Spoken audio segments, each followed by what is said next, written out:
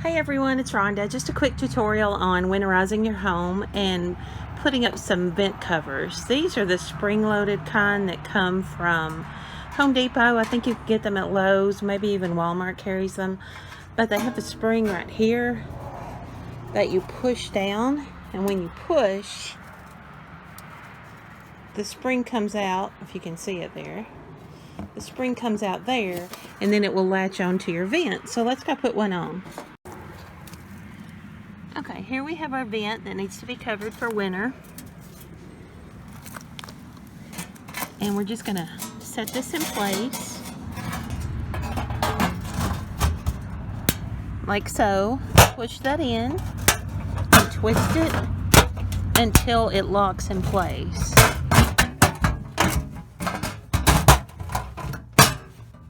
Just like that.